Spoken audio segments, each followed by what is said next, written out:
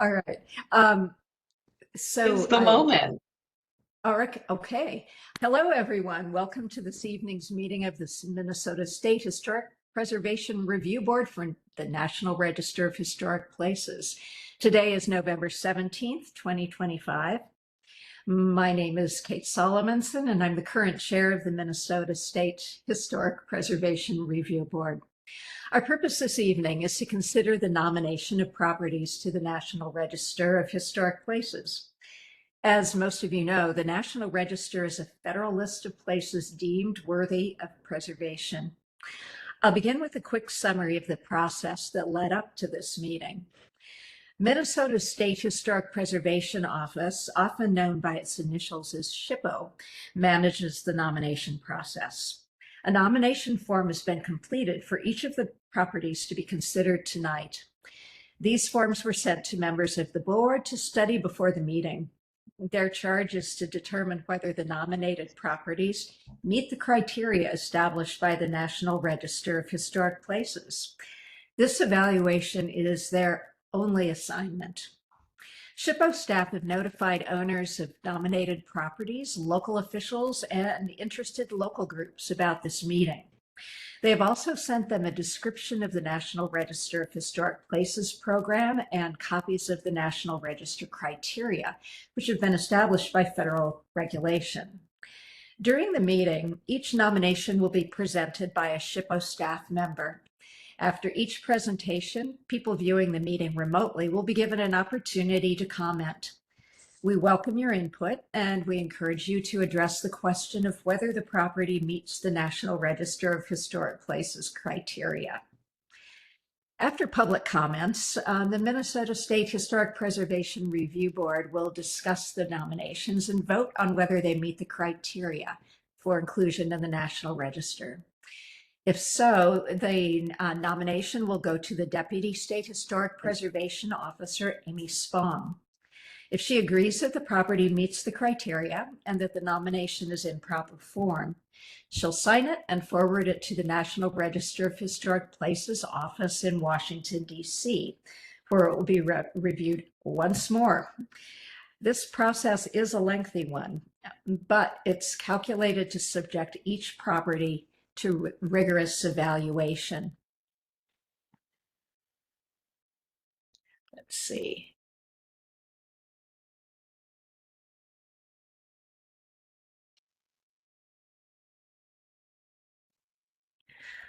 Okay, so let's, I wanted to check to find out if Deputy Amy Spong had any comments or anything you want to present before we get going. Thank you very much, Chair Solomonson. I do have a few announcements, if you can bear with me here. Um, Mostly, and I also missed kind of the very first, some of our meeting housekeeping things. And I'm going to ask John and one of our staff if he's able to just put up that intro slide one more time. But I'll just start off by saying welcome to all of our board members and to the members of the public that might be in attendance. This is our last state review board meeting of 2025. So just some housekeeping things initially. This meeting is following the state of Minnesota open meeting requirements for a virtual meeting. The meeting is being recorded. We want to make sure that everyone can hear one another. Members of the public are in their own spaces, and as well as all the board members are too. So there isn't any one group of the board that's meeting in the same location. And then we want to make sure also that all votes are on a roll call, taken on a roll call. If there's members of the public here that are here to answer questions or to speak on the two items that we're reviewing this evening, please use the chat function to say that you want to speak, or raise your hand if you can. We just ask that we not use the chat for any other reasons, for any side dialogue or anything, because that's not being recorded, and it doesn't, some organizations don't allow use of the chat function either for certain groups. So use it really just to indicate if you'd like to speak and have a question. Okay, John, you can take that slide down, but I just wanted to kind of go over some of those. And also just a reminder to board members, we encourage you to have your cameras on if you have access to a camera while the board is discussing and deliberating and having the conversations. Obviously, during the presentation, you don't need to do that, but encouraging everyone to have their cameras on if they have that ability and that technology. So kicking off my announcements, I really want to extend a heartfelt thank you to Chair Rulon Miller for your service and your role. She has handed off the baton. So yes, we have some silent claps happening. And so just wanted to thank former Chair Rulon Miller for her service and her time of serving in that role. And then we want to welcome our new officers. This is the first meeting for our new officers, Chair Catherine Solomonson, off to a great start already. We have Vice Chair Lindsay Rulon Miller, who the chair has now moved into the vice chair role. And then we have Secretary Bethany Gladhill. So thank you very much for your willingness to serve in this capacity for all of you. We're also welcoming Lillian Egner back, our administrative specialist, who does a lot of behind the scenes pre and post meetings for this review board, and she's taking notes and minutes as well. So she was away on leave, and we are so happy to have her back. We also have John Disher, who is behind the scenes operating all of the WebEx technical things. So if you do have a connection or a technical issue, you can feel free to reach out to John or chat. You can chat maybe just directly to John as well if you're having any issues with any features. And then we also have Jenny Way, our National Register Architectural Historian, who's presenting this evening, and David Mather, our National Register Archaeologist. And I forgot to introduce myself. I'm Amy Spong. I'm the Deputy SHPO for Minnesota. A couple other announcements. We sent out, I think it was quite a while ago, we sent out the schedule for next year's meeting dates. Do want to announce that we did make a change.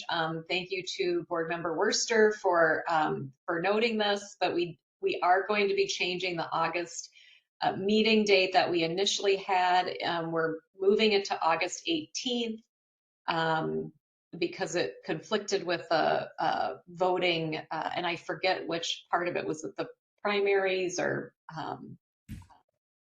Yeah, it's the state partisan primary is the second Tuesday in August, and Yeah. I only caught that because I'm a poll worker, so that was already on my calendar. Yeah. So thank you for that. So we've made that change. And then also a reminder that you might recall this past May, we tried our first in-person hybrid meeting. We are going to, our May 2026 meeting is also going to be another in-person, where we'll try to get as many of you as we can for maybe some type of a tour or presentation before the meeting. And then we can hopefully have a meal again, and then go into the meeting of May. And May is also National Preservation Month, so it's a good time for us to get together in the spring. So if you want to get that on your calendar, and maybe add a little more time on either end of the meeting to be able to participate in that, that would be great in person at the Capitol. Let's see. I'm also very pleased that we're having this meeting while the federal shutdown has ended now, and our National Park Service partners have funding through January of next year. So we've got a little bit of a breather. And so our National Register staff at the Park Service are catching up on a lot of things. We could submit and upload forms and nominations, but there was no one that was looking at them or accepting them during this time. So they are catching up. They've extended some of their review times, and have been communicating that with all of the SHPOs on that particular, how they're going to plan to catch up again. But we have several announcements for things that have gotten on the National Register since our meeting in August. So I'm very pleased to have a long list this time. The Lower Sioux Agency Historic District, that was a boundary change and additional documentation. The original State Review Board date for that was May 16th. It says 2023, is that right? Was that 2 years ago? The Yes, Lower it is Sioux? correct. Okay.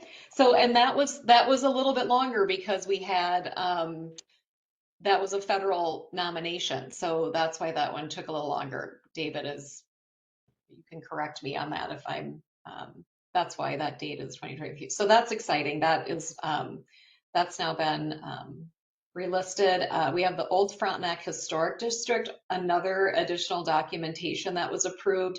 That original State Review Board date was August 6, 2024. So a couple ones that needed a little extra attention and back and forth. It's good to have those finally verified by the keeper. And then we've got Luther Memorial Church, which was listed in South St. Paul. That was from our May meeting. The Coin School listed is in Mora. That was our May meeting as well. And then we have the Ordine Building in Duluth. That was from our August meeting. The Frederick Martin Hotel was listed in Moorhead from our August meeting. And Tuki Hassan Oyanke, the Winter Shell site, was listed, and that was from our August meeting. So nice work, everyone. That was a lot for the team to manage and administer as well. So pleased about those. I do, if you can hold on, I've got two more things that I would like to let the board know about after we do our presentations this evening, because they're a little bit longer, kind of tangential, but I want to make this board aware of a recent Senate hearing that happened in DC regarding Section 106. There's actually a webinar happening, being hosted by the National Trust for Historic Preservation tomorrow morning, and it is a free webinar. And I thank John Stark for in another email chain for letting folks know that this is happening.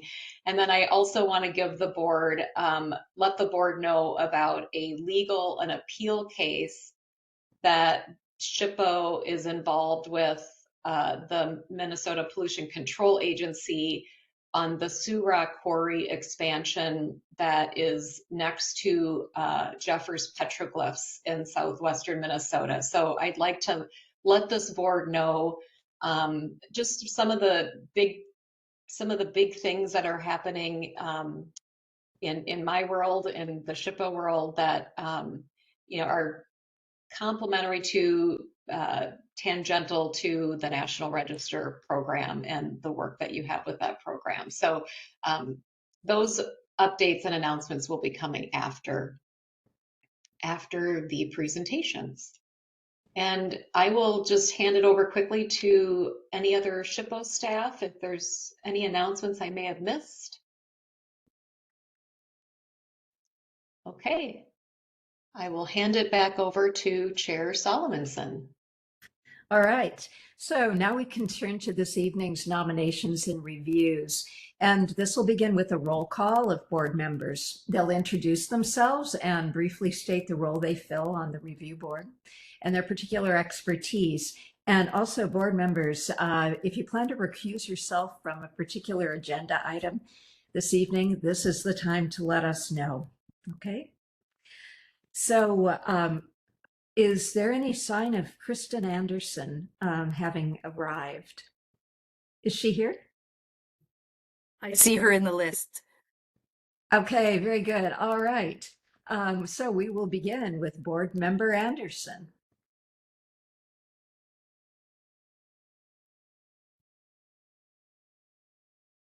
We will return to Board Member Anderson.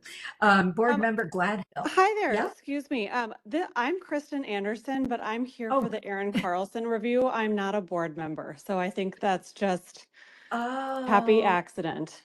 Our okay. apologies, other Uh, Kristen. We don't Oh, have our video on and yeah. missed wires.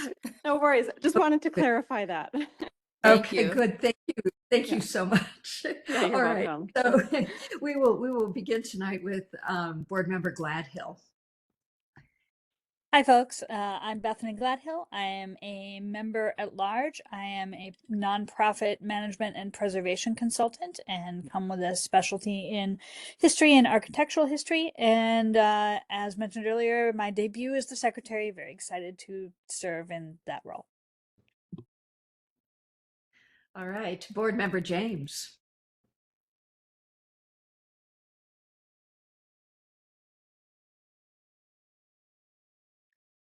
Okay. Board Member Olson.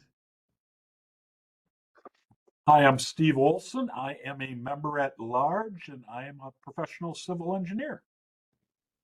Thank you. Board Member Radford.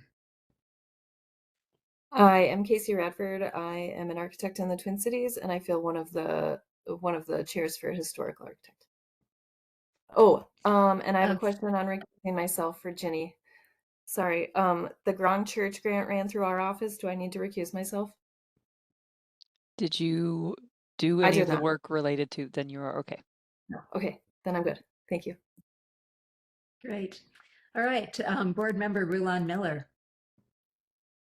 Thank you. Hi, I'm Lindsay Rulon Miller. I am a member at large and I work in capital and public art at the Minnesota Historical Society. Thank you. Okay. Board Member Sanders. I'm member at large, Tom Sanders, and I have a background in archaeology and historic trades. Thank you. Board Member Schulke. Hi, Chris Schulke. I'm the Executive Director of the Otter Tail County Historical Society, and I'm a member at large. Board Member Stark.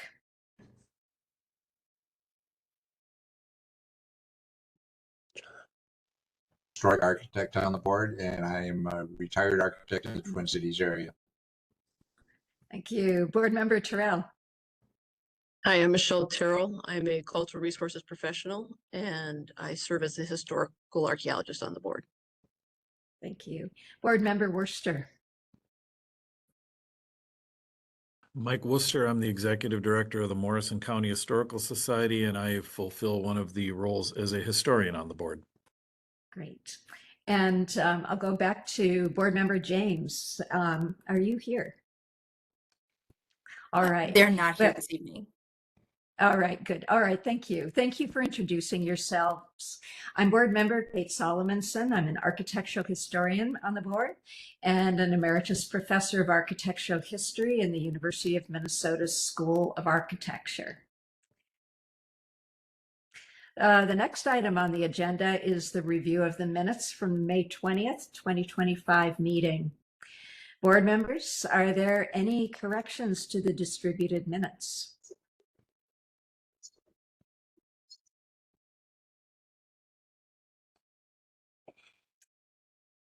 Okay, crickets. So, no, yeah? I'd like to make a. All right. Is there a second?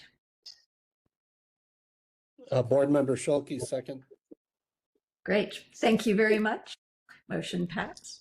And so now we will vote by roll call on the approval. So, Board Member Gladhill. Aye. Olson. So is this the August minutes or May minutes? Oh, it should be the August minutes. Thank you. I will put in the correction. Then I need to abstain because I wasn't at there. So that's all. Thank you. Great. Well, thank you for catching that.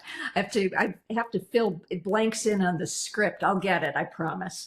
All right. So let's see. We've had Board Member Olson, Board Member Radford. Aye. Board Member Rulon Miller. Aye. Board Member Sanders.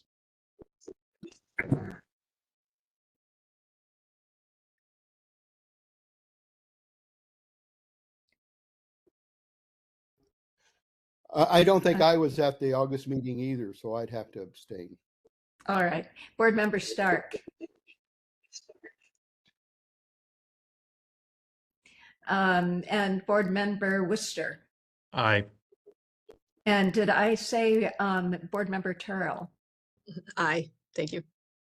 Sure. Thank you. Thank you very much. And aye. So the minutes have been approved. Thank you, everyone. So now for the presentation of nominations. So first, there will be a staffed presentation of the nominations, followed by a summary of any correspondence received. I'll then invite interested people to speak about the specific property. So our first nomination this evening is the Grong Lutheran Church in Clay County, presented by Ginny Way, National Register Architectural Historian. Jenny, it's all yours. Thank you, Chair Solomonson. I will share my screen.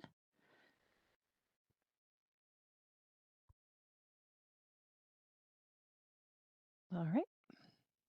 So tonight's first nomination is the Grong Lutheran Church in Rolag, Park Township, Clay County. Laurel Fritz and Tamara Halverson, Pigeon Consulting, are the authors. The Grong Lutheran Church is located in the unincorporated community of Rolag in Park Township, Clay County. It's roughly 40 miles east-southeast of the Fargo, North Dakota, Moorhead, Minnesota urban center. On the left is the Grong Lutheran Church in context of Clay County. The church site is marked by the gold star. On the right is the approximate property boundary outlined in gold. The total population of Clay County on the 1870 census was 92 people. At the time, the state was actively promoting the Red River Valley, specifically through Scandinavian newspapers. By 1875, there were approximately 1,400 individuals distributed among 6 townships in the county. The foreign-born population was predominantly Norwegian.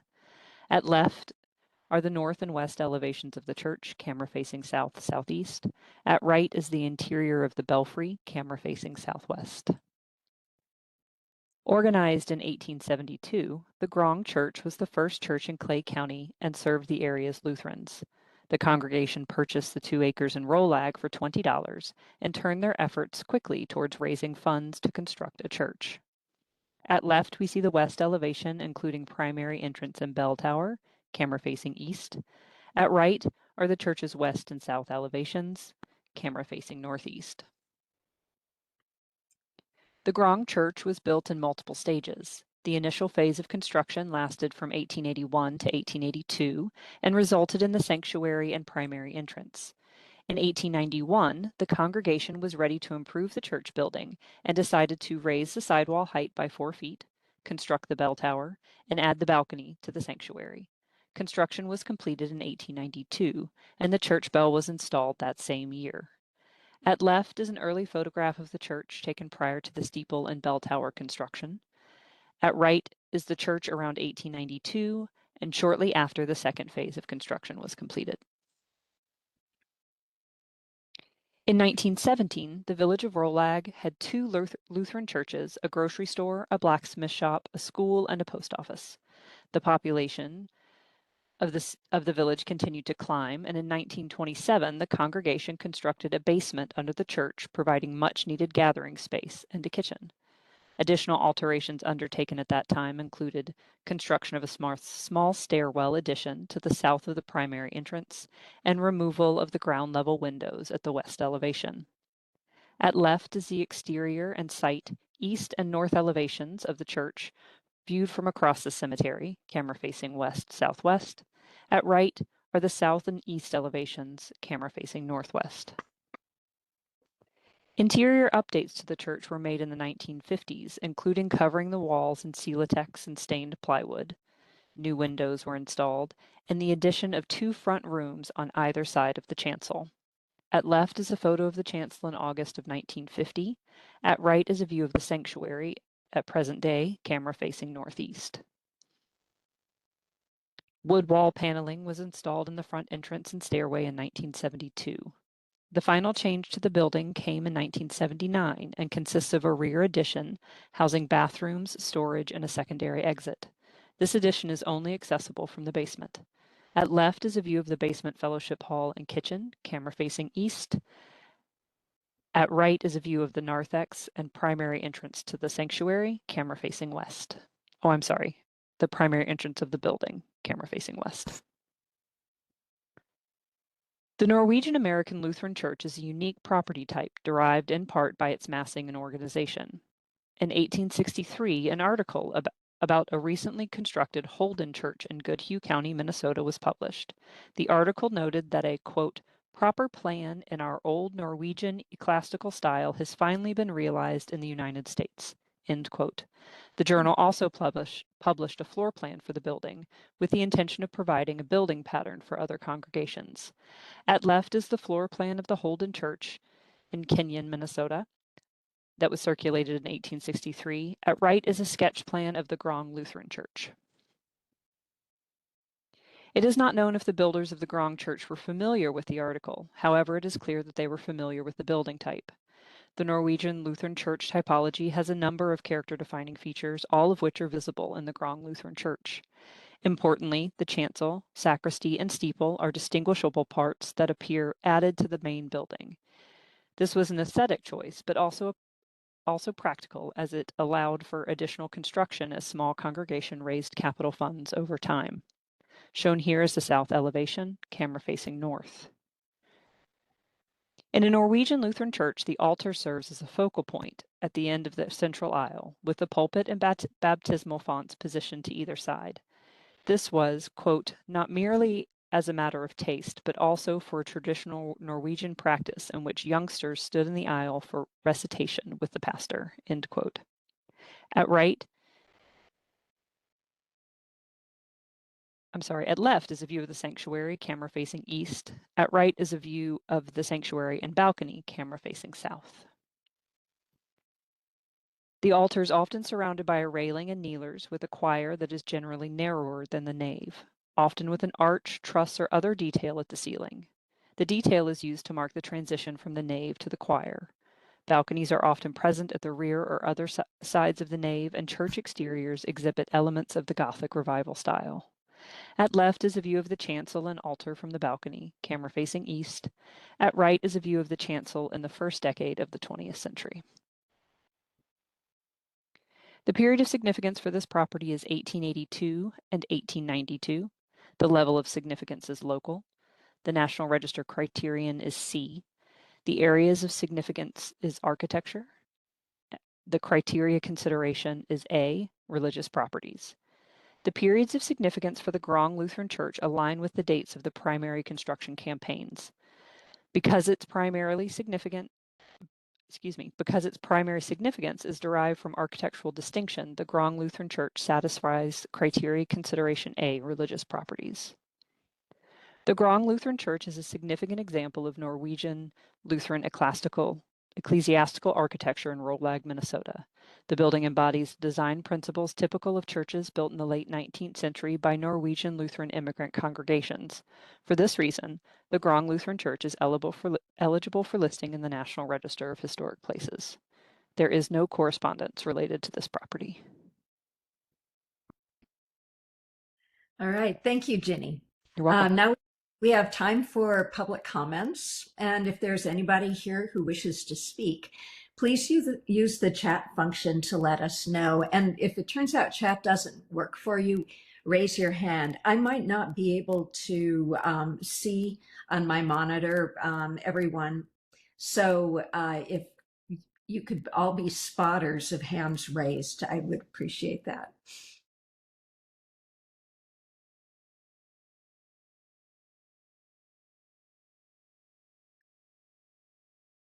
All right. So John, are you seeing anyone who has signed up to speak? No, we don't have anyone signed up ahead of time to speak. Okay, great. Is there last call? Anyone who'd like to speak? All right.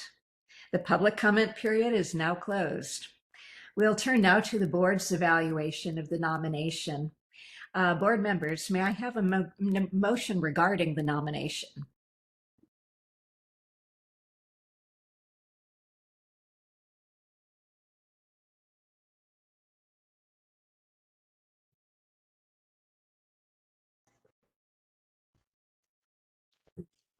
This is Board Member Rulon Miller. I would like to make a motion to recommend that the Deputy State Historic Preservation Officer approve the nomination for listing in the National Register of Historic Places. Thank you. Is there a second? Board Member Schulte. Mark second. seconds. Either way. Thank you very much. All right. So it is moved and seconded. Is there any discussion related to the nomination? This is Board Member Gladhill. I think it was a really well-written nomination discussing the style and the styles of the Norwegian churches. I don't know how much we care to go into this, but I'm a little curious as to why criteria C rather than criteria A was chosen, particularly because some other elements of the nomination did touch on that, talking about there's a quote of 2 church buildings in an intersection were likely to be the outcome of a dispute among Norwegian Lutherans. So I was a little bit interested in that history as well.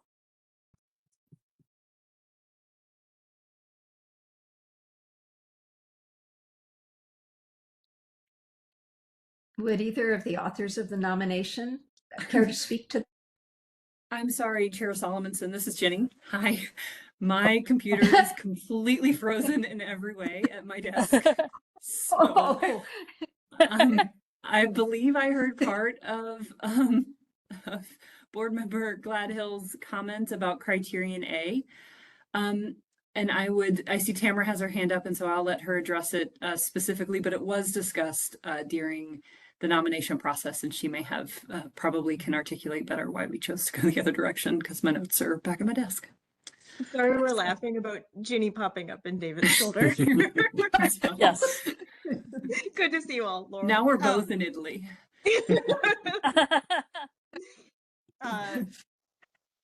Board Member Gladhill is correct. There are and have been 2 Norwegian Lutheran congregations in the small community of Rollag for the past 100+ years. We did not want to pursue criterion A in the area of, what do we call it? Like social history. Social history. Because we did not want to try and argue that one of those congregations was more significant than the other. That was part of the reason for the split, and we didn't want to exacerbate that conversation a century later. They're distinct architectural styles, and in a town that small, a township that small, we didn't need it, and we didn't want to unduly leave the other congregation out. That makes sense. I did a similar nomination now 15 years ago in Farmington with the Christiana Lutheran Church. And so some of your notes brought me right back there. And again, I'm like, oh, I remember talking about this.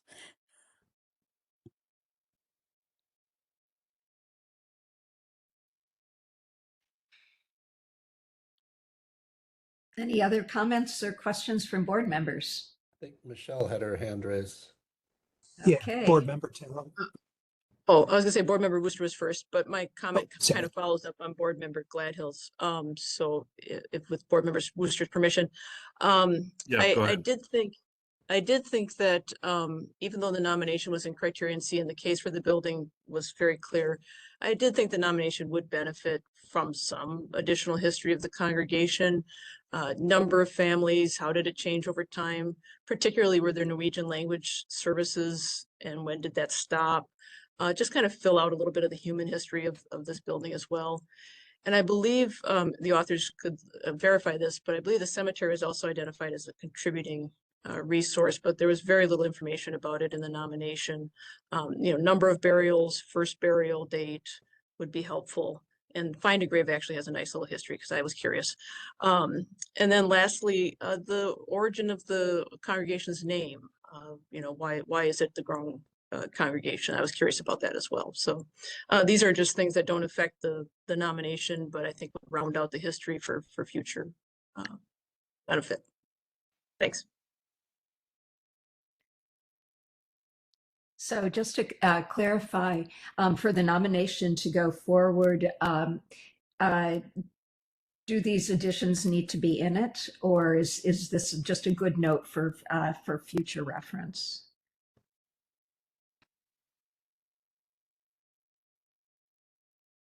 These are my comments and feedback. I believe it'd be up to the Deputy SHPO and Ginny to decide whether to incorporate them and the authors. I think that I can work with the authors to incorporate those notes. That makes sense. I'm not sure that the cemetery itself is listed as a site. It is the convention of the National Register program to list cemeteries along with associated churches when they're basically churchyards. So we do include it in the boundary. So I'm not sure. I don't believe that we've counted it separately, but having a little bit of information about it would suffice. It's unlike the previous Lutheran church we saw, where the cemetery actually was a specific, specifically contributed to the significance under more than one criteria. Thanks for that clarification. Of course. That would address my issues as well, and because my notes are almost identical.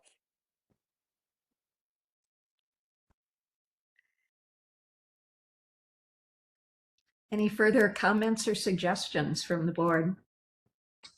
Board member Worcester has his hand up. Okay. Thank you. My question / comment was kind of contextual also.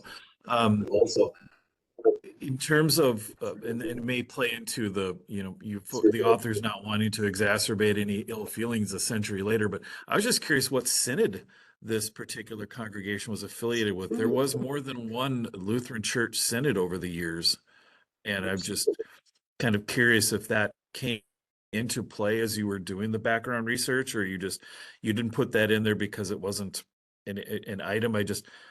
I was intensely curious on that because, many of these early settlements, they would have splits, and often they were doctrinal over sometimes one verse of something. And so I was just kind of curious about that. And if that's necessary to, for the nomination itself.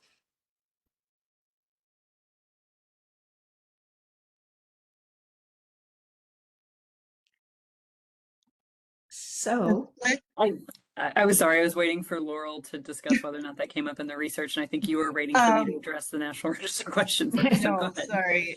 It did come up in the research, and I cannot remember off the top of my head which synods the church moved through because it bounced around a couple times.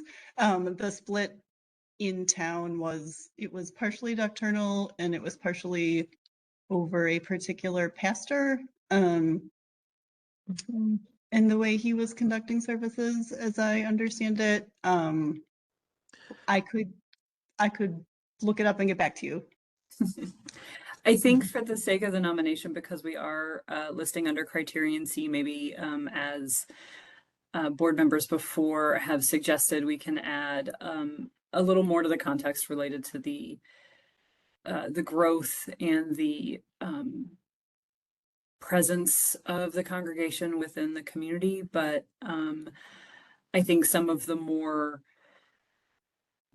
complicated understanding, maybe the doctrinal shifts within the context of this particular church, aren't necessary for the nomination. I know that is research that is typically very difficult to do and not always clear in the best of times. So I think there's probably a way that we can both provide more information without necessarily becoming Lutheran scholars in the process. No, I just, in my mind, I thought, what synod was it founded as?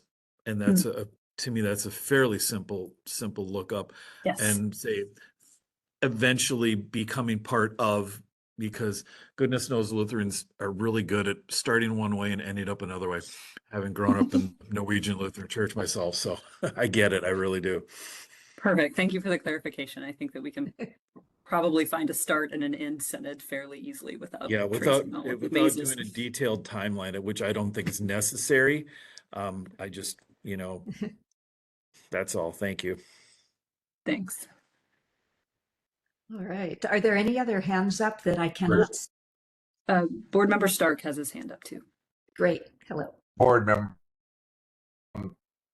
agree with been said about the little things we can add. I think this is a great nomination. The community, it is a small, and how they support the church and do this over 100 years. My experience similar to about 30, 40 miles west of this, and it was visited it one year. My mom's relative, and you saw the people that came there, the weddings, and how this is just a fine example. Glad to see it being nominated.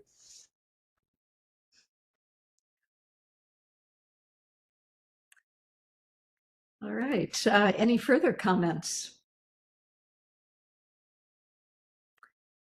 Or forever hold your peace.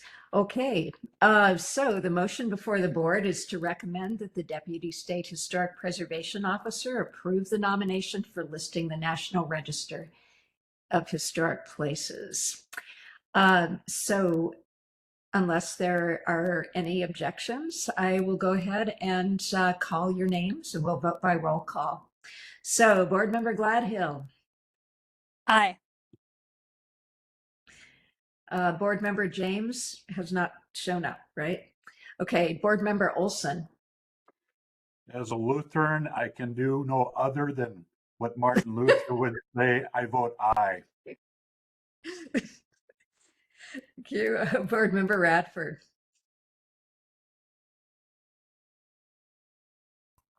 I actually do have to recuse myself, so okay. I will not speak. Right. So Board Member Rulon Miller. Aye. Board Member Sanders. Aye. Board Member Schilke.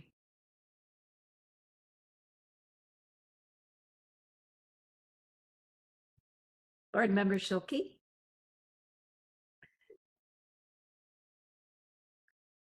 Sorry, aye. Okay. Board Member Stark. Aye. Okay. All right.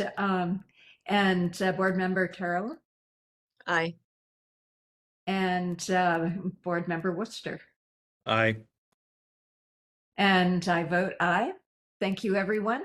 The motion is passed, and we can turn now to the second nomination.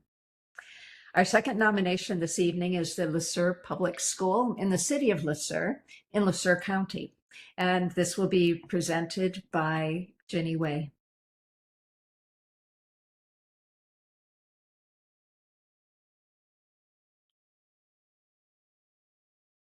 I'm sorry.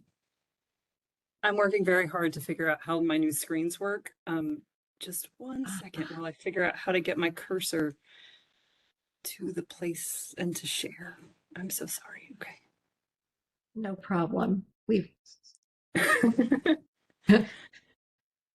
going to try not to exit out of here as I learn this keyboard. Okay. All right. Are we now seeing the Le Sueur School? We are seeing your slide. Perfect. Without my notes? Oh. It says Le Sueur Public School, and it has the names of the authors of the nomination. All right, that's wonderful. Thank you. So I would like to begin, like to share a little bit of context about this nomination before I begin the presentation. The nomination was originally submitted to the office as part of a potential historic tax credit project. As many of you know, developers often seek assurance from the National Park Service that a property can qualify for the program as a certified historic structure prior to the final purchase of the property. SHPO learned during the notification process that the property would not be redeveloped using tax credits and that the city of Le Sueur was interested in purchasing the property for redevelopment. Both the city and New History, the authors, asked the SHPO to remove the property from the State Review Board agenda. However, after reviewing the applicable regulations, SHPO concluded that we were compelled to complete the nomination process for this publicly owned building since the official notification process had begun. I'm going to take 1 second to try to turn off my closed captions. Thank you.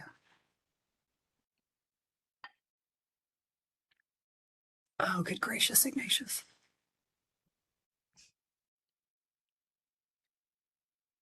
The LeSueur Public School is located at the east edge of LeSueur, Minnesota, a community situated along the east bank of the Minnesota River in southern Minnesota.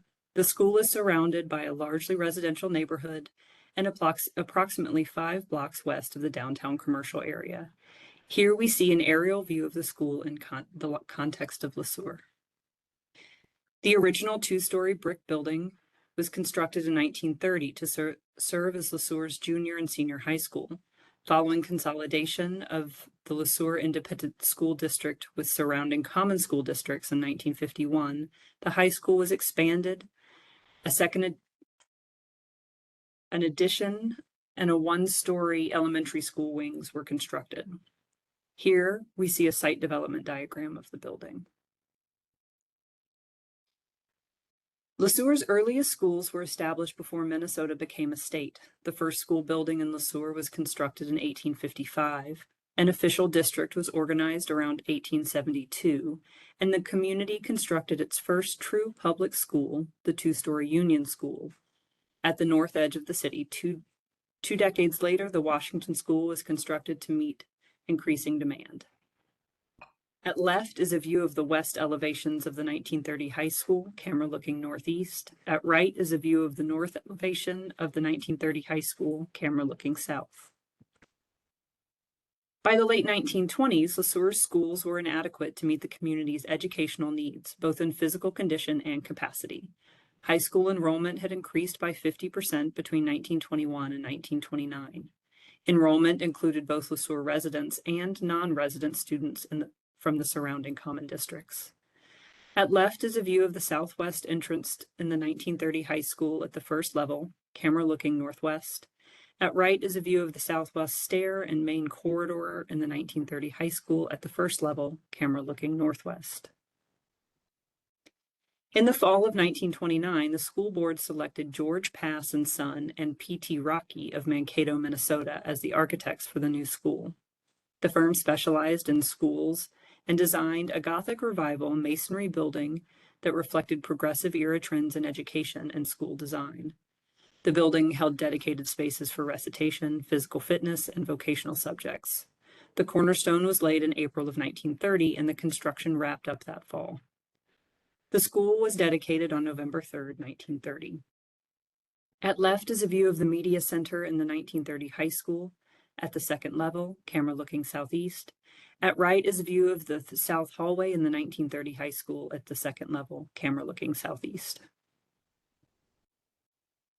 The school's auditorium gymnasium was a valuable amenity for school events. Articles in a local newspaper advertised numerous extracurricular uses of the space, including plays, basketball games, band concerts, and award ceremonies. The space also served the broader community as a place for social gathering, performances, and events. At left is a view of the northwest stair in the 1930 high school. At the first level, camera looking west. At right is a view of the auditorium seating in 1930 high school. At the first level, looking northwest. By the late 1940s, the LeSueur School District was once again facing a shortage of space. In 1945, voters approved a bond to construct an addition that would double the size of the existing high school. However, restrictions on building materials in the post-war era delayed the project for several years. In 1947, the State Advisory Commission on School Reorganization recommended the creation of a joint school district that would encompass LeSueur, Sibley, and Nicollet counties. The Joint Independent Consolidated District Number 112 was established in 1951.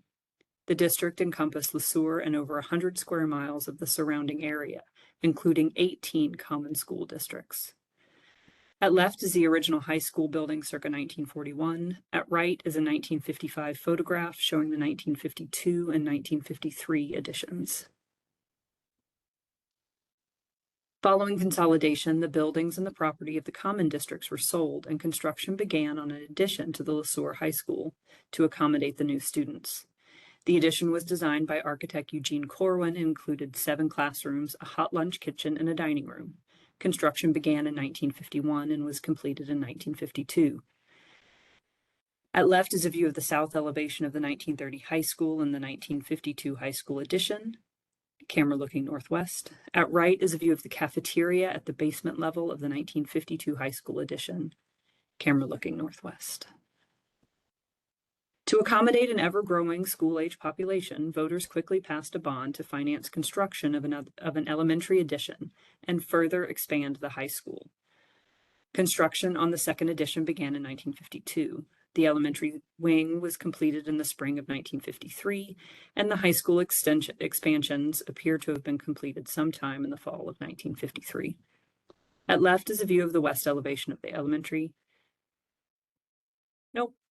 At left is a view of the west elevation of elementary addition in 1953. At right is a view of the kindergarten room in 1953. The elementary school addition was designed in the mid-century modern style with a brick facade, simple, clean lines, cubic massing, and curtain wall glazing. The elementary building included 18 classrooms, a gymnasium, a combination library and audiovisual room, administrative offices, and a nurse's office. At left is a view of the west elevation of the west wing of the 1953 elementary addition, camera looking southeast. At right is a view of the classroom in the east wing of the 1953 elementary addition at the first level, camera looking northeast. The high school alterations entailed, among other things, remodeling the home economics and business education departments, and a one-story addition at the east elevation of the 1952 addition, which included classrooms, a laboratory, and a shop room. At left is a view of the south corridor in the 1952 addition at the first level, camera looking east. At right is the view of the elementary gymnasium, camera looking southeast. The expansion of the high school auditorium gymnasium also included a girls' locker room, a gymnasium office and storage rooms, and a band area across the hall from the gymnasium. At left is a view of the expanded high school gymnasium auditorium in 1953. At right is a view of the same space at the first level, camera looking northeast. School District number 55 in Scott County was added to the consolidated district in 1954, and it became clear that additional space was again needed to accommodate the rapidly increasing enrollment totals. In 1958, an earlier public school building was reopened to provide needed classroom space for elementary students, and the name Park Elementary was adopted for the elementary school wing of the LeSueur School Complex. At left is a view of the north elevation of the 1953 addition, camera looking southwest. At right is a view of the south and east elevations of the 1953 addition, camera looking northwest. Despite the attempts to keep students on the property, the school was eventually deemed inadequate to home kindergarten through 12th grades.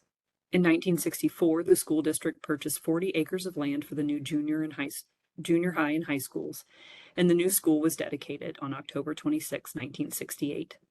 While the new facilities were being constructed, the district began making plans to remodel the LeSueur Public School to serve elementary students only. The remodel was designed by architectural firm Beisel, Belair, and Green and was completed in 1969. At left is a view of the classroom in the 1952 addition at the first level, camera looking northwest. At right is a view of a corridor in the west wing of the 1953 elementary addition at the first level, camera looking north. In 2022, voters in LeSueur approved a bond to construct a new elementary school adjacent to the junior and senior high schools, bringing an end to the nearly 100 years of public education at the LeSueur High School Complex. Here we see a bird's eye view of the entire building, camera looking east. The period of significance for this property is 1930 to 1968. The level of significance is local. The National Register criterion is A. The area of significance is education. The period of significance is 1930 to 1968, reflecting the year of the school's original construction through the year when the new junior-senior high school was constructed, and the LeSueur Public Schools served only elementary school students. From its construction in 1930 until 1968, the school functioned as the only junior and senior high school for LeSueur residents and the surrounding rural communities. Following consolidation of the LeSueur Independent School District with surrounding common school districts in 1951, the high school was expanded and a one-story elementary school addition was constructed. The expanded school was the main educational facility for LeSueur and the surrounding rural communities until 1968. For this reason, the LeSueur Public School is eligible for listing in the National Register of Historic Places. There is one piece of correspondence related to this project. On November 14th, 2025, Joe Roby, Executive Director of the City of LeSueur's Economic Development Authority and current building owner, writes in opposition to the listing of the property.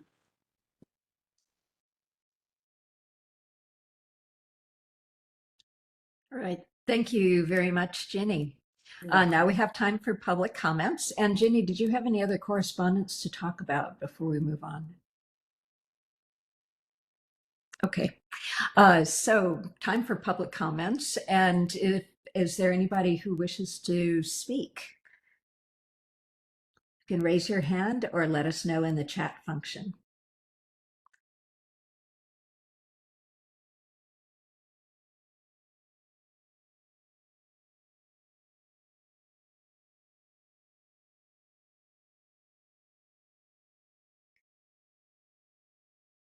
All right. I will assume that the this public comment period has ended, and we will move forward. So we're ready for board motions and discussion. So board members, may I have a motion regarding this nomination?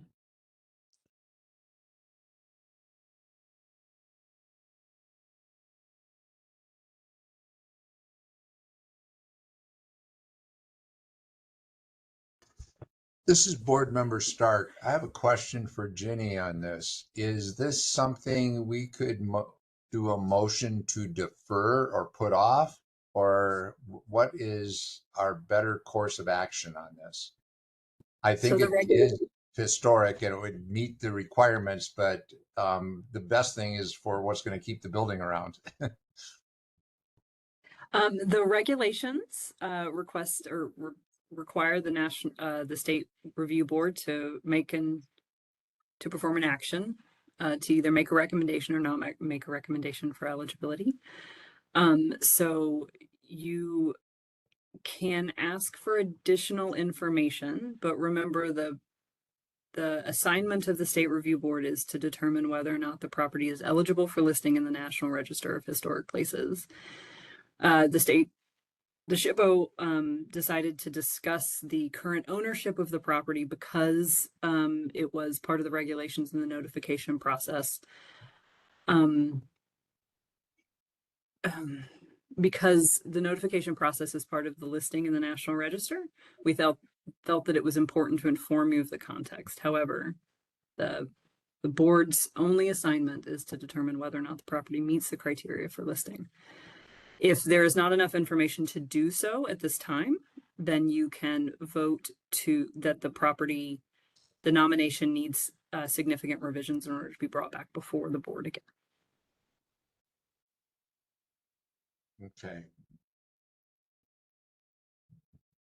Well, then based on that, I'll make the motion to get the discussion going. I would like to make a motion to recommend the Deputy State Historic Preservation Officer approve the nomination of listing of the LeSueur Public School to the National Register of Historic Places. Thanks very much. Is there a second? I'll second. Thank you. Thank you very much. So it is moved and seconded. Is there any discussion about the nomination at this point?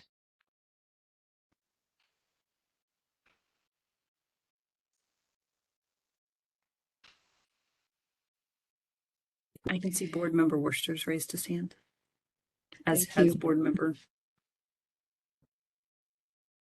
Great. All right, Board Member Worcester, the floor is yours. You know, when I first read through this, I was really intrigued and excited because we've dealt with other school properties that have had some fantastic redevelopment options.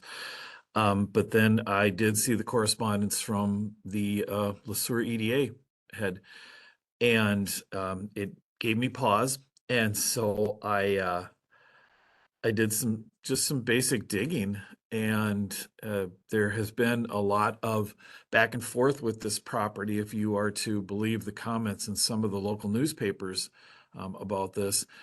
And as somebody who worked for a small city for a lot of years, I come from the standpoint of I would be reluctant to support listing this at this time based on those comments. And so the question I was going to ask before the nomination was made was, we don't have an option to table this motion or to table this, do we? It's either thumbs up or thumbs down, right?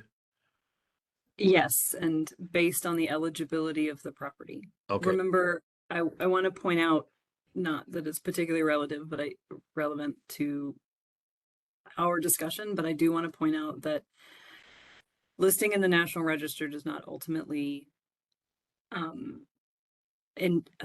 prohibit the EDA from doing what they want with the building. It does require consultation under state law with our office. Sure, I understand that. And I know that we had done a property previously, and then I'll wrap my comments up. I don't want to dominate the floor, where we did make a recommendation for a property where the property owners also objected. And so that is something I struggle with, somebody's private property and then an outside, and that was the other question I had, and maybe I missed it. Who exactly put forward this nomination? Was it not the property owners? It was, so a developer who had a purchase option on the property sought eligibility and ultimately paid for the nomination. The nomination was scheduled for the State Review Board before that developer's option ran out. The project fell through. I don't really know. And then, to the best of my knowledge, based on me not reading the local papers, the EDA began or continued to be interested in redevelopment itself. The EDA is a public entity, so that's another thing to note, that a public entity may not object to listing. They can certainly be in opposition to it, but according to the regulations, they cannot stop the listing from going forward. And the EDA owns the property, correct? Or does the school district own the property? I'm just trying to make sure I get all the details. The school district owned the property at the time of notification. The school district also owned the property at the time that we first heard from the city about the I don't know, the fall through of the initial development. Let's call it the kerfuffle. That's a great kerfuffle. word. Yes, thank you. So the school district, according to the tax records, owned the property when we were asked whether or not the property would continue to be listed in the National Register. The correspondence from Mr. Roby indicates that the EDA is either the owner or is shortly to be the owner. Okay. The tax records still reflect the school board as the owner. So there's no purchase agreement for the EDA with the school district that you're aware of? I am not aware of any, no. Okay. Okay. Thank you. Those were my questions. I appreciate you putting up with them. Of course. This is Amy Spong. This is a little tricky because we have other organizations that can propose a nomination for a publicly owned property. And we often see this. One more recent example was the Bronze Foundation, a nonprofit who hired a consultant to nominate the Hiawatha Golf Course in Minneapolis. And that is a Minneapolis Park Board property. So those are other examples. And so this obviously is different. It's not a nonprofit. It's a developer that was initiating this. for tax credit projects that fell through. But, you know, we were concerned about where do we draw that line? There's that gray area of just any organization that goes through the extent of nominating a property. But yeah, this is different than that example that I provided, but it's, you know, where do we just have a distinction between when a nonprofit organization proposes a nomination of a public property versus some other developer organization? I think one of the points that we did discuss at length was the public versus private ownership, but also that the notification process had already begun. We did not learn of this this change in ownership or the kerfuffle until after the property was notified. And at that point, we have let interested parties, owners, the responsible units of government, and the public know that the property is on the agenda. So it felt appropriate to continue to let it be. There was a reference. There was a reference to the National Register regs about at the time of notification. So we were kind of hanging our hat on that.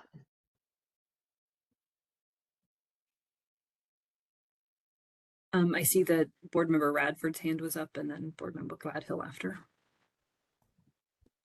Thanks. Yeah, just a couple of picky comments, I guess. I mean, based on this, it does seem eligible in my mind. I sent you most of my picky comments, but I was just wondering if you could clarify. It says that the building is vacant, but then later on it says that there were classes there, so they couldn't get into all the spaces. So should that be labeled as vacant on the nomination, or I don't know? Can you clarify? And maybe it doesn't even matter. It's just weird to me, I guess.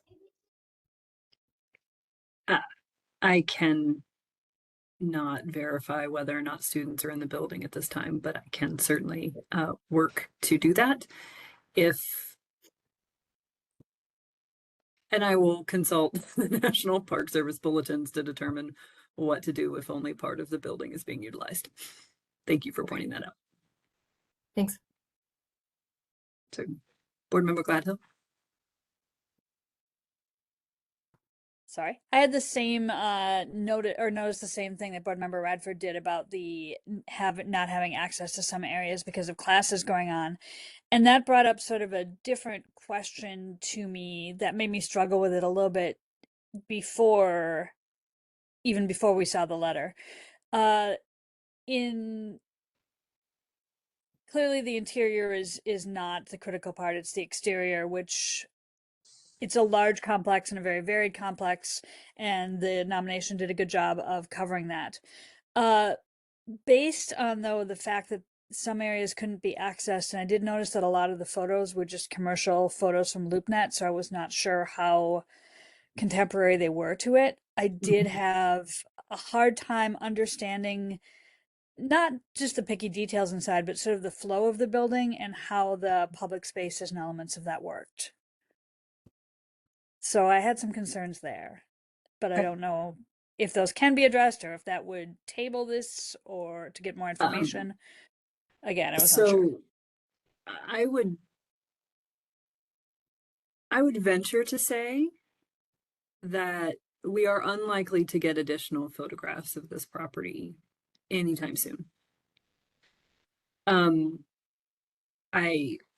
Not only are the consultants no longer engaged, and it's a very long way for me to go, I'm not sure they would let me in if I did, which is understandable and okay, and their prerogative, certainly.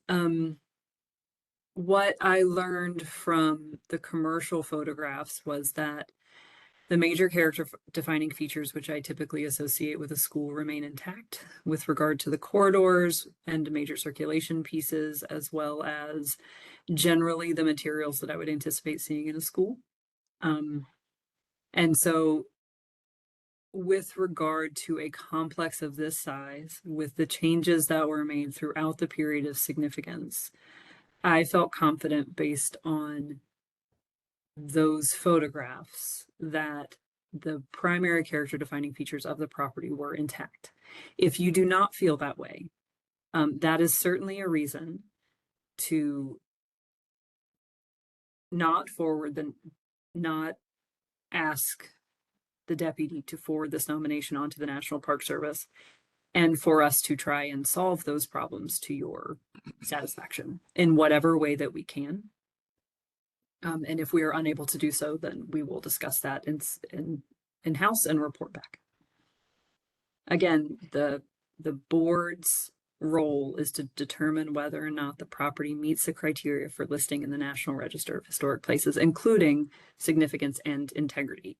If you have concerns about being able to understand that, that is a reason to not forward the nomination. I have a procedural question. So basically, we have a motion on the table that we need to act on. And so when you say that would be a reason not to forward the nomination, that could be a reason for somebody to vote against forwarding it, right? But Correct. we all need to vote one way or the other. Yes. As opposed to yeah. Correct. So Okay. the motion on the floor is to forward the nomination. If for any reason board members do not believe that they understand the eligibility, y'all can vote to not forward the nomination, and then presumably we can have additional discussions about what would need to be presented in a nomination in order to improve it. All right. Any Board further One discussion? more follow-up question. And Jenny, I really appreciate your professional opinion in looking at that, and that's why we have you, and thank God we do. Do we know if the commercial photos and such are how old they are? That was in the nomination. It was listed. Okay, I missed that. So. I apologize. Yeah, it's in the first section of the photo log. It'll have the date. If it's not, then I missed it, and that's a problem.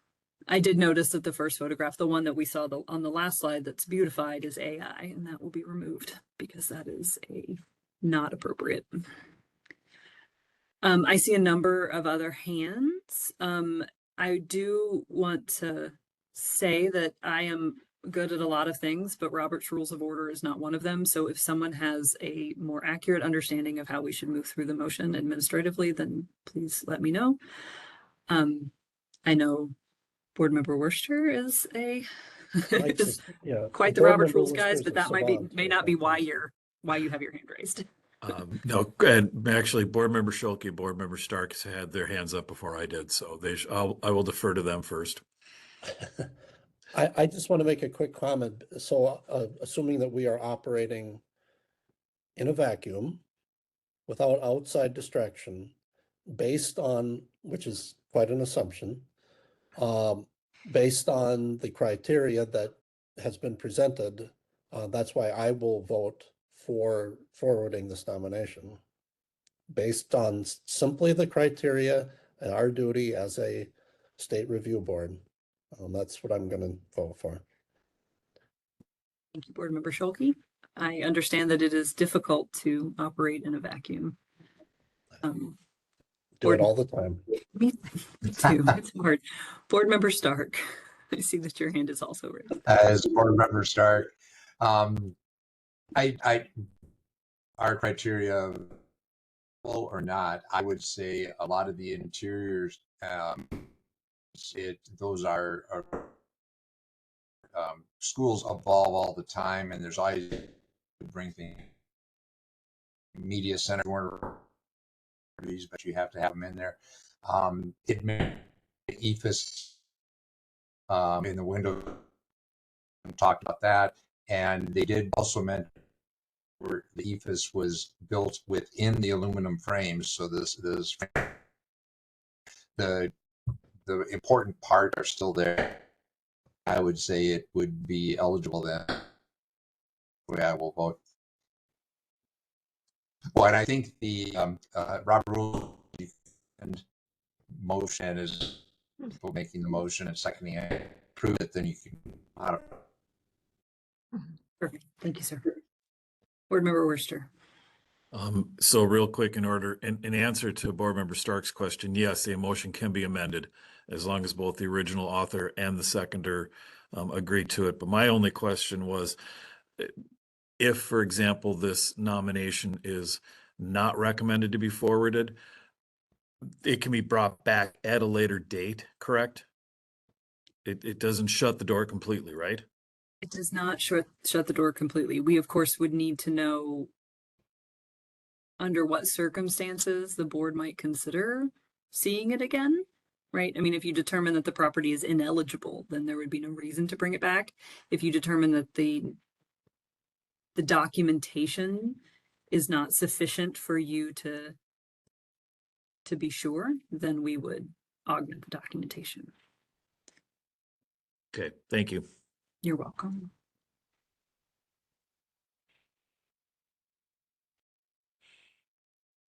Further discussion? Hands up, I don't see. All right. So the motion before the board is to recommend that the Deputy State Historic Preservation Officer approve the nomination for listing in the National Register of Historic Places. Ready for roll call?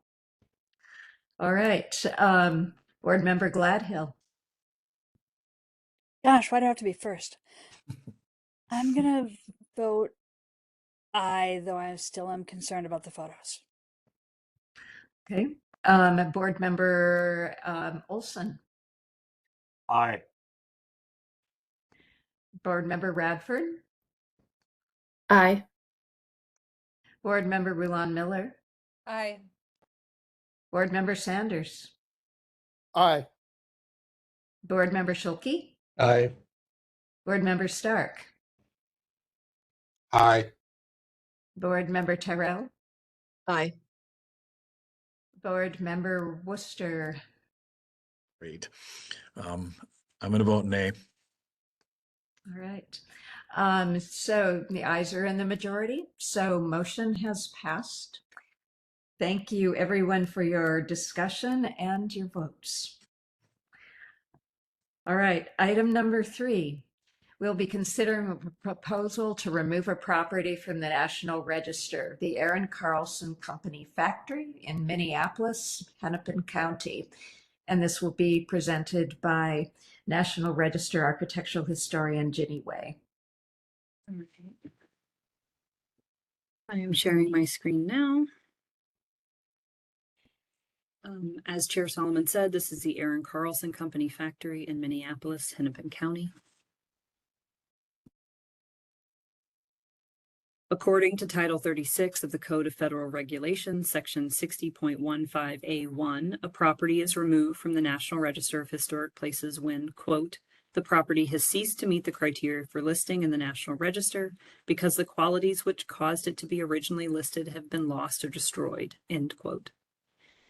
The Aaron Carlson Company Factory was a utilitarian-style factory building constructed in phases between 1905 and 1928. The property was listed in October 7th of 2020 under Criterion A for its association with the Aaron Carlson Corporation, a local millworking company. It was listed specifically for the company's production of a pontoon bridge components during World War II. The company was one of 65 Minnesota companies awarded the prestigious Army-Navy E Award and the only Minneapolis lumber company to receive the designation. The factory was destroyed by fire September 7th, 2025. Here we see a map of the National Register boundaries of the property. When it was added to the National Register, the factory retained the 7 aspects of integrity. The property continues to retain the integrity of setting and location amid the industrial buildings of Northeast Minneapolis, but its design, workmanship, materials, feeling, and association were lost when the building was burned. Because it has lost the historic qualities that made it eligible for listing, the property must be removed from the National Register. There are 2 pieces of correspondence related to the property.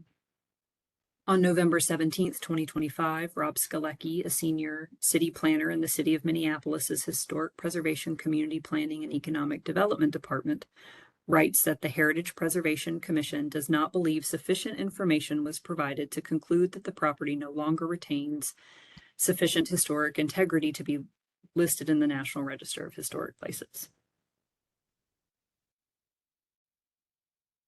In response to Mr. Skalecki's letter, Kristen Anderson, the Vice President of Design and Construction for the owner, Hempel Real Estate, provided this map of the observed structural damage from the fire.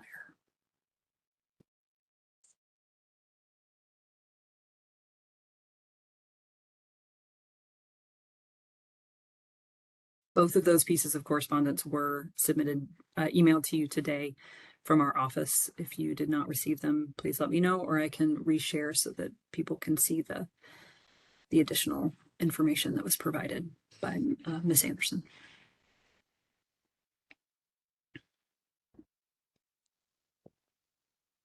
All right, thank you very much, Jenny. Is there anyone here who would like to comment? This is our public comment period opening up.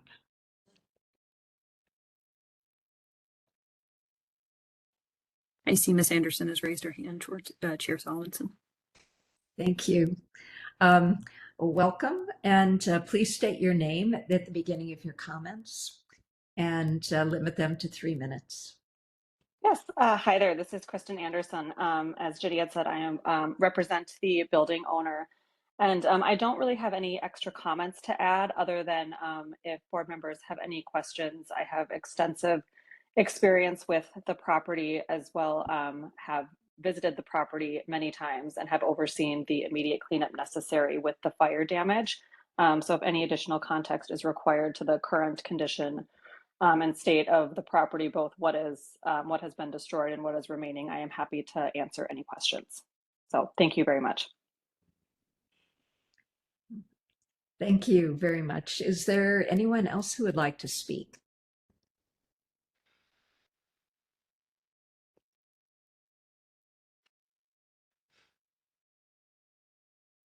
All right, the public comment period is now closed. Board members, may I have a motion regarding this proposal to remove?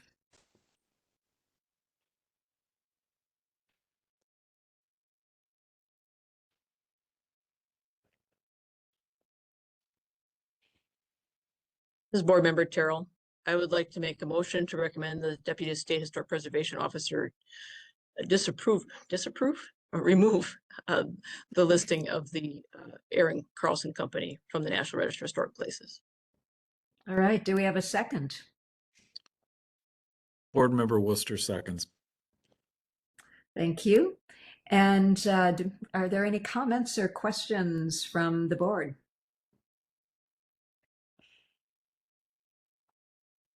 Board Member Stark, I believe I saw your hand first. This board member, in the back of my mind from many ago, call something that if more than of a and that is no longer eligible, is that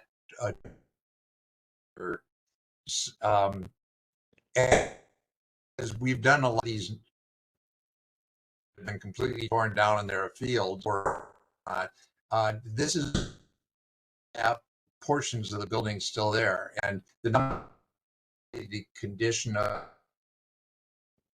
is it safe or does it have to come down, or condition of the building that's on the site should be added.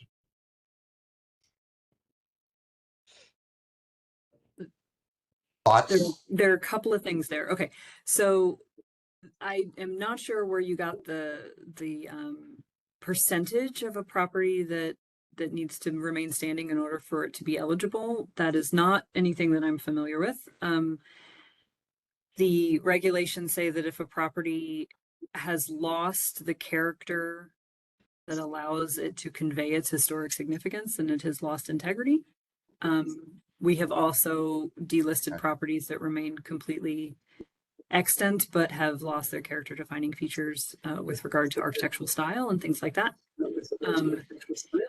In this case particularly, the question is, does a smokestack and a hopper and perhaps some outbuildings convey the historic significance of the Aaron Carlson Corporation, which built pontoon boats in the post-World War II era? I am certainly more than happy to take a look at that documentation if you feel like more information about what is extant should be included.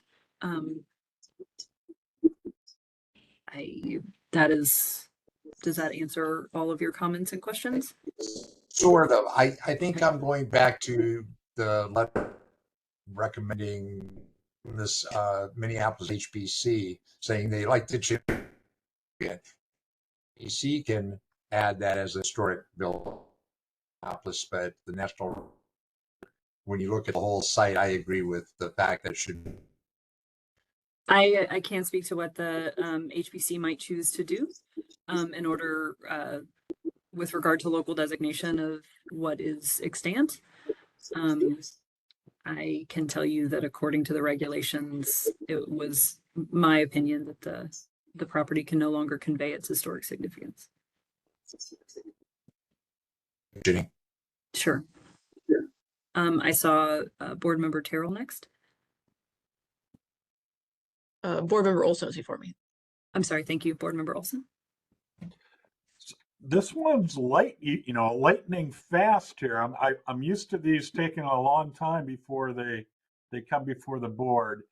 One of the things I'm hoping to sort of put in front of you, Ginny, isn't there a consideration for a building that's no longer extant, but you can reconstruct it if you have good documentation of what it was? And that's like plantation buildings that were missing and they get reconstructed at a site. And I don't think that applies here, but it's an interesting notion in my mind that you can go from nothing remaining to provide something that's historic. Here we've got some fraction. Anyway, I'm just noodling on this a little bit, I guess, is all I'm offering up here. I will admit that this was much faster than we normally see the process take. The SHPO was asked to expedite the removal because of safety and security concerns, which seem valid given its location and its the state of the property based on photographs. So we did so because we could continue to do so within our regulatory notification period. With regard to the restoration standards, yes, it is possible to have a property listed in the National Register of Historic Places that is recreated based on photographic and documentary evidence that is done so to incredibly exacting standards. I would argue in this case we would delist, and then if the property owner chose to reconstruct, we would relist. I am not entirely sure that it would be possible to reconstruct this property simply based on the property type. Factories tend to be remade over and over and over at the interior for extended number of years, but it is always an option. Certainly we would look at the property should it be reconstructed in the future. The National Register program looks at a property as it is today, not as it was, and not as it could be, which is why having a architectural description that reflects the building today, as Board Member Gladhill was discussing in the last nomination, is so incredibly important. Does the property have integrity to convey its historic significance based on what is extant? And do you, as board members, have enough information to make that decision? So when it came through, I think we were probably hoping it would find a happy adapted reuse where it continued to tell the story. And if we go back to a reconstruction thing, that seems like it's raising the standard of care or expectations way beyond what's reasonable. And so I think that's might be why you're recommending a delist at this point in time, and I can certainly see that, I guess, Jenny. We were asked. So the State Historic Preservation Office and me, and specifically, I don't have time to go look for projects. If we had not been asked to delist this property quickly based on safety and security concerns, we probably would not have gotten around to it until whatever reincarnation of this property it went through, but we were asked at this time, and we have a regulatory obligation to respond to the question. Board Member Terrell. Yeah, thank you. I following up on your statement there about what is the integrity and its ability to convey it. I initially had some hesitation as well, particularly after reading the HPC's letter. I mean, that tower and stack is so iconic. Would I personally like to see it saved? Yes. But I kind of wanted to dig a little deeper into that criteria. And so I went back to the original nomination, which I was sure some of you on the board maybe were here for. And looked at what buildings were listed. It was 2 parts, one, the lumber shed, and then secondly, the second building, the factory. And if this building was significant for what it was constructing, the portion of the building, unfortunately, that we've lost is the factory. And it's the Aaron Carlson Company factory. The loss is, what's left is the powerhouse, maybe an office and some lumber storage and the lumber shed. But unfortunately, the planing portion of it, the factory portion of it, is the loss. And I think maybe adding some notation to that map, highlighting what the function of those spaces are within the building would be helpful. Thank you. I can do that.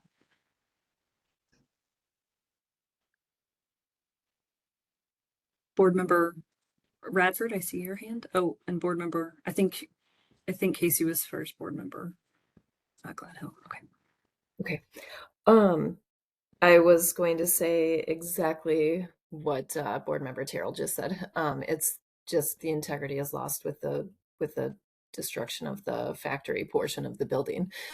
And also just a thought in my mind, like the smokestack can still be preserved. It doesn't need to be listed. So that's up to whoever owns the building. So that's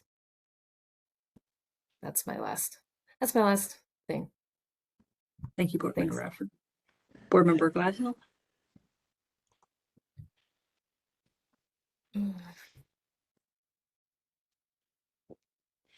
Oh, I think you're on mute. Sorry. I'm almost loath to ask this because I don't want to give any ideas, but has the Justice Ramsey House been delisted? No, but there are reasons for that I am unaware of that I cannot go into right now because I am not part of the environmental review and state regulatory portion. I think maybe because there's archaeology. That is true. David's coming. I'm scooting up, getting bigger. It is true. I mean, but I think one thing, I mean, before the archaeology, I mean, there hasn't been a request correct to delist it.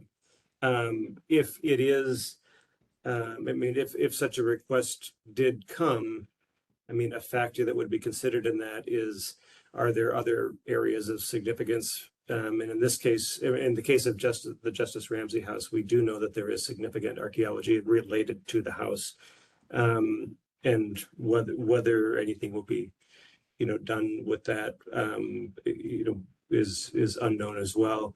In the hopefully not too distant future, the board will see an updated nomination for Coney Island of the West, which was listed in the late 1970s for the significance of the architecture of the historic resort, which even then was falling down. Anyway, that was briefly on our removal list, but was the island as a whole was reevaluated, and it was found to indeed contain very significant archaeology. So instead of a removal, that one will have an updated nomination, but there hasn't been a request or a process like that for Justice Ramsey's, at least not so far. And my understanding, and maybe Amy wants to or does not have any additional information about that, but that is also undergoing a state review process, which could have additional requirements and complications that I'm more unaware of at this point.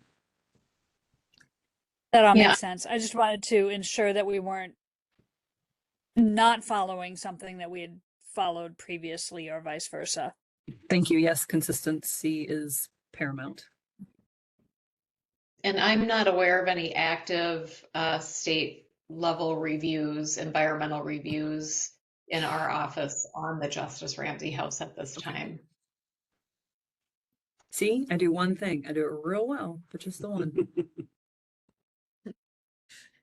All right. Any other questions or comments about this particular removal?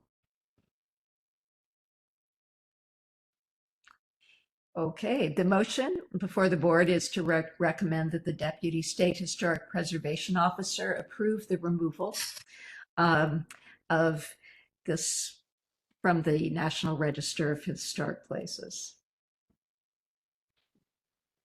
Are we ready to vote? Okay. Board Member Gladhill. Aye. Let's see, Board Member Olson. Aye. Board Member Radford. Aye. Board Member Rulon Miller. Aye. Board Member Sanders. Aye. Board Member Schilke. Aye. Board Member Stark. Aye. Board Member Terrell. Aye. Board Member Worcester. Aye. All right. Thank you very much. We have Excuse me, Chair concluded our. Solomonson. Oh, thank I you, need Chair to interrupt for a Solomon. moment. Yeah. I want to make certain that for both this removal and also going back to the LeSueur Public School, I want to make sure that we have your vote on the record for both of those. All right. Aye. All the way through. Thank you. One of those things I need to get used to. Thank you. It's tough when you have to skip in the alpha order. Yeah. So I'll just write my name in at the bottom of the list and make sure. All right. Thank you so much. So motion carries, and we are ready for item 6, other business. And Amy, I believe that you had some things that you wanted to talk to us about at this point. Yes, I do. Thank you, Chair Solomonson. So a couple, what we call our environmental review program area, which is the consultation process that we are responsible for in Minnesota, which is referred to as Section 106 on the federal level. And then we also have a similar but different state level consultation. And I realize that this might be going into the weeds a little bit for some of you that aren't as connected to the Section 106 consultation process and the state review process, which we refer to the state level consultation process. It's Minnesota Statute 138.665. So if anyone is curious about that, it goes back, the National Historic Preservation Act goes back to 1966, and we're still trying to pinpoint the exact time that the current version of our 138.665 state consultation came into being. I've been doing some legislative research, and it's become a little tricky as things move around and get restructured in the legislative code and statutes and in the administrative rules. But two things happening that we are watching, concerned about, involved in. There was a Senate hearing in DC. It was with the Natural Resources Committee. I'm not going to get the exact Committee on Energy and Natural Resources. It was a few weeks ago. We didn't have a lot of notice, but there has been a lot of conversation and push about permitting reform at the federal level. Concerns that Section 106 is delaying projects, it's stopping projects. This is any federal undertaking, permitting, funding, licensing.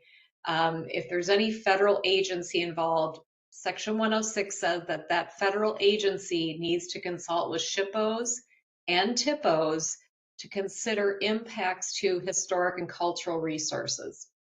And so the permitting reform has been focused on NEPA, but the Senate hearing was the first time that it was devoted solely to Section 106 concerns. And there is a YouTube video if anyone is interested. There were a lot of SHPOs, there were TIPOs, all paying attention and watching this Senate hearing. The Utah SHPO testified.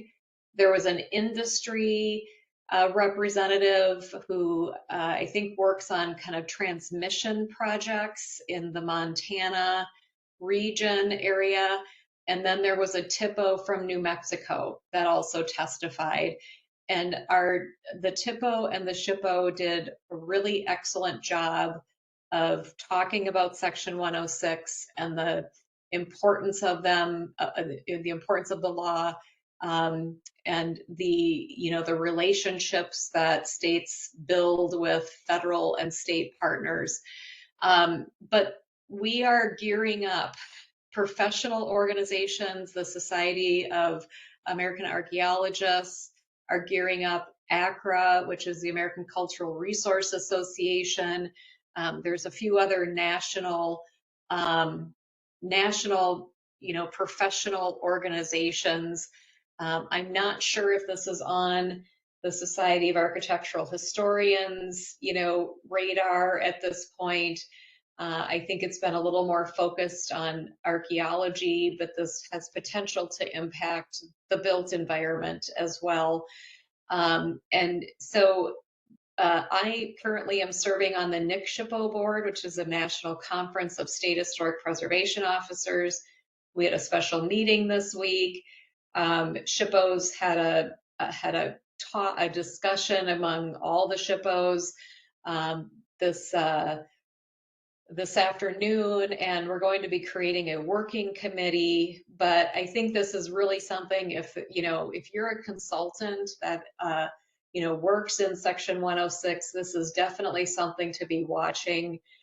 We're trying to establish a strategy of how we can respond quickly when legislative inquiries or hearings or bills are being introduced, and we're anticipating this kind of starting in January. So we are trying to kind of get a little bit ahead of this. It's complicated, and there's a lot of different aspects. There's also a National Governors Association bipartisan letter on energy permitting priorities. And one of the things they are looking at is permitting reform. NEPA, which is the National Environmental Policy Act, has already made a lot of changes, and there's a lot of impact. And we don't feel it's very long before Section 106 starts getting looked at and kind of lumped into this permitting reform category. Even though this is a consultation law, it is not a permitting, and there isn't a set preservation outcome at the end of this, at the end of each consultation process. So the National Trust is hosting a free webinar, and I am sending the link right now in the chat. I know I said not to use the chat for anything else, but it's the best way to get some of these resources to you. And I'm also going to send this National Governors Association letter. Let's see if I can find this here. Just a couple resources.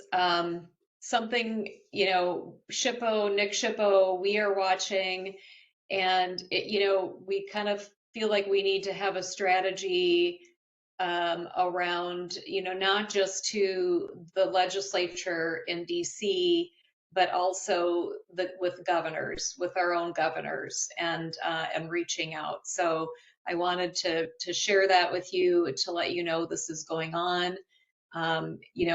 There has already been a lot of impacts to our environmental review process. There was the Energy Emergency Executive Order requiring SHPOs to review and comment on anything energy related in 7 days instead of 30 days. And then the agency does not even have to take our recommendations for survey work, identification work into consideration. So it's really concerning. Minnesota's had we've done over 50 emergency reviews since this started earlier this year. Just for context, we're at the end of the year, we're doing our end of year reporting. We have done over 2,900 Section 106 review and comment, projects just in this last fiscal year. We typically average about 3,000 both federal and state level consultations. So we did over 2,900 federal level consultation reviews. We did 575 state level consultation reviews. So they have definitely picked up, and we know why we have been so busy and have had some real capacity issues in meeting that 30-day deadline as well. So are there any questions on this before I jump to the next topic? Looks like Steve has his hand raised. Yeah, so 106 has a federal lead agency, and you're a consulting partner in that process. And so it seems like the federal agency that leads needs to be a really good, share the same concerns as you do. Otherwise, it seems like a really uphill battle for you to get through the system, I guess, Amy. Yeah, and that's a really good point. With all the reductions in force that federal agencies have had, some of the cultural resource units within federal agencies have been decimated. The Advisory Council on Historic Preservation, same thing, and they are the agency that promulgates the rules for Section 106 and does training for federal agencies and SHPOs, and also addresses disputes if agencies and SHPOs and TIPOs cannot come to agreement. And they were originally projecting a 40% decrease in their staff. I heard this fall at our board meeting that it's going to be more like a 60% reduction in force, which is really crippling the Advisory Council. They have gone down to only 5 staff, and I think they started with 11 just in their environmental review and responding to 106 letters and inquiries. And so they're doing just a triage. We used to have like an assigned Advisory Council person for HUD or for the Corps or for agencies, certain agencies, and now they don't have those staff anymore that we used to be able to kind of call up. So they've moved to this different triage process. So we don't have that kind of access like we used to have at our disposal. And then with federal agency staff and their reductions in force, we're seeing submittals coming from people we have not worked with before. We pride ourselves in having good working relationships with these federal agencies and some of the state agencies that have delegated review authority, like Minnesota DOT. They've been less impacted at the FHWA, but the Corps has been really impacted. Any number, HUD has been really impacted. FEMA. There's just been so many agencies. So we're seeing a poor quality in the submissions that are coming into our office. And a lot of the, some of the federal agencies are just delegating the Section 106 responsibilities to applicants, grantees who have gotten funds, and they might not even know, what 106 is. And so a lot of the hand-holding and the training is falling on Joe, and that's been really tough for us. And it's equally tough for TIPOs, who mostly have maybe one staff, maybe two, and they're getting the same number of that we are getting in our office as well. So yeah, good point. Anyone else?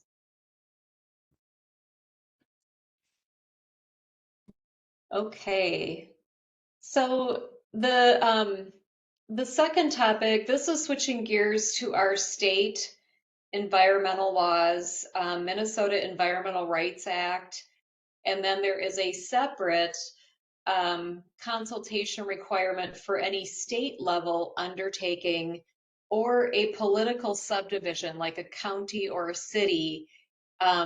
If state agencies, counties or cities are doing an undertaking, either funding, permitting, licensing on the state level or a local level that is impacting a state register listed property or a national register listed property, they have to consult with SHPO.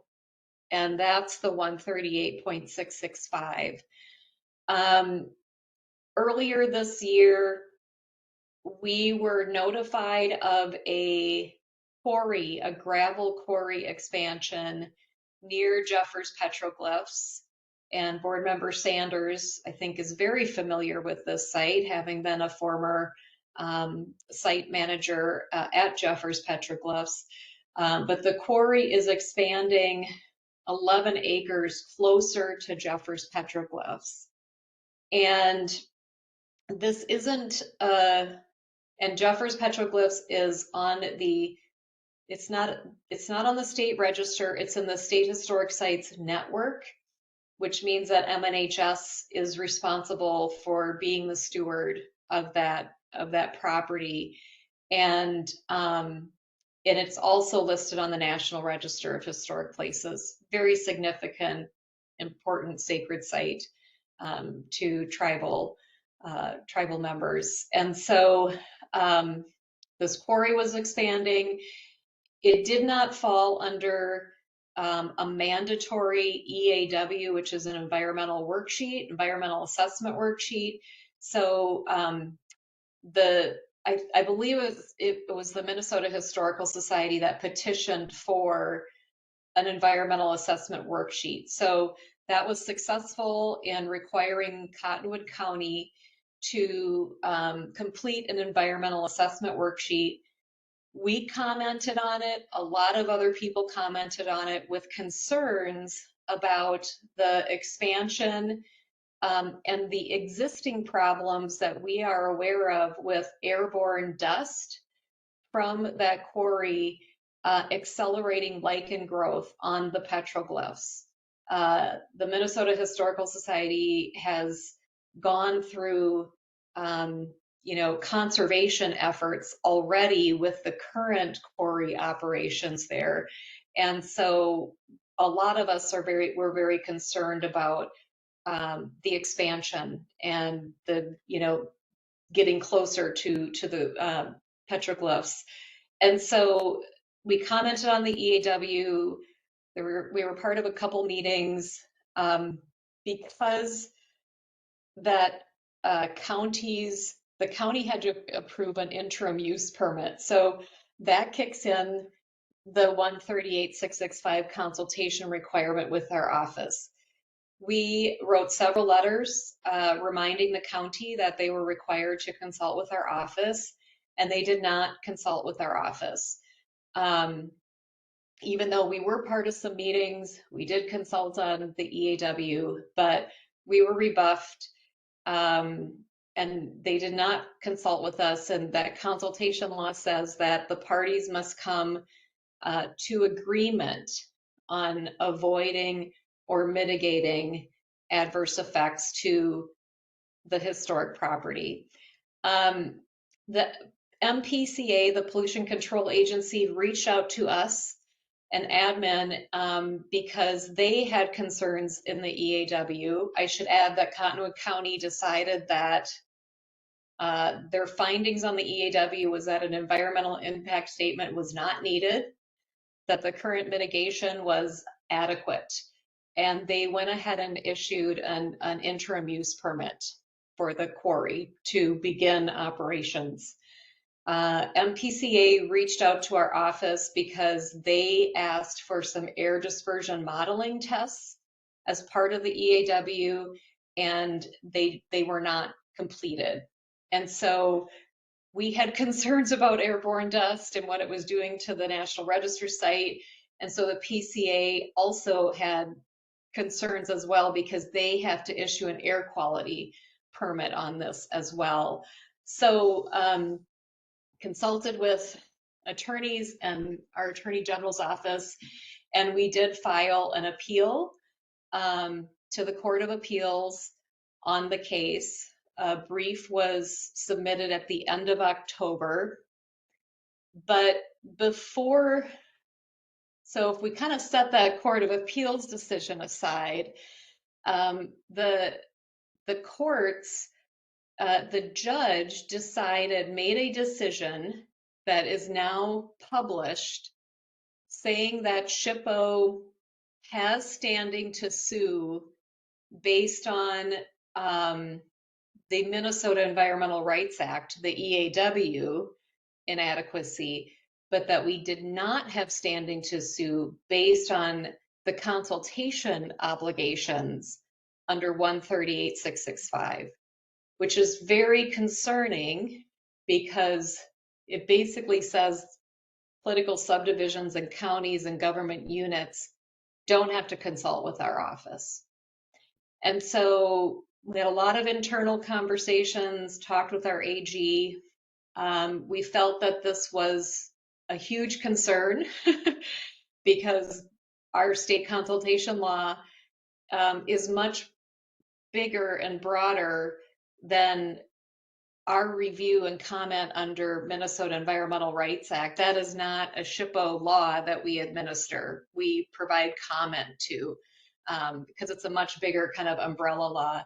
And so we were very worried about losing that consultation ability. And kind of for context, our numbers, I mentioned this earlier, we did about 575 comments, consultations on state level projects. So things that were going to impact National Register and State Register listed properties. So the Solicitor General thought that this was an issue worth taking up and approved the state applying or essentially submitting a petition for further review. It's my understanding that the Supreme Court only takes up a couple of these topics a year. So we have filed a petition as of last week asking, one, the Supreme Court to take this issue up and review it, and two, to reverse the judge's decision to say that SHPO has standing under Minnesota's consultation laws. So that was filed. There is a very short timeline. The deadline is next Wednesday, I believe, the 26th of November, for other organizations to file what's called an amicus brief to essentially say it's like a friend of the court. Again, not a lawyer, but I'm learning lots of things with this process. But it's basically saying that we also want the Supreme Court to take up this topic, and we support SHPO's position on this petition. I've appealed to the TIPOs. David has called some of his some of the TIPOs that he works more closely with. I have as well. I've been emailing all of the TIPOs. Our attorney kind of wrote up a little background on this case, and what is an amicus brief and what are we looking for by this November 26th deadline. But these are not easy decisions for any tribe to make, and it's more of a leadership level decision. So I'm not sure that we are going to get anyone within the timeline that is allowed. It's a really tight timeline. I've also reached out to the Minnesota Historical Society, but it kind of dawned on me that I feel like the state preservation community probably doesn't know this is going on unless you're a lawyer and you're following things that are being filed in the courts. And so I wanted to just let this board know the AIA Historic Resources Knowledge Committee has started these monthly kind of discussion topics, and they've opened it up broader than their membership. They've opened it up to preservation consultants, archaeologists. So they're at the third Friday of every month. And if you're interested in getting in on the email invite list, they're actually held in person. And there's one this Friday, and I was going to kind of give the same update to that group as well. So this is concerning. This is the first time, one, that I have been involved in a challenge like this. I think this is the first time SHPO has been involved in a similar challenge. When we were located at the Minnesota Historical Society, there were a couple MIRA challenges on buildings, the Armory. There was a Red Wing row house that was like one of the very first challenges that was won. The Hope Engine House is a more recent successful example where MIRA protected the property in St. Paul. But we have not initiated anything like this. And, we knew going in that there's risks because we might not like the decisions that are going to come forward and may become case law. But we felt it was an important one to take. And if we were going to do it, we felt that this was a site that was worth doing this on. So that's where we're at. And I was also just informed this week that the Quarry legal team has also filed their own petition now saying that SHPO doesn't have standing to sue under MIRA either, under the Minnesota Environmental Rights Act. So we've got to respond to that as well. So all of these deadlines are coming up in the next few weeks. It's been busy, and I'm concerned about this, but at the same time, my agency admin has been very supportive of pursuing this, and that's where we're at.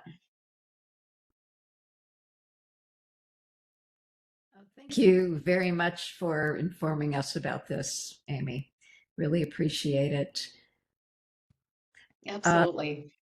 Are there any other announcements or things SHPO staff would like to discuss with us this evening? That was a lot. Much appreciated. So is there a motion to adjourn?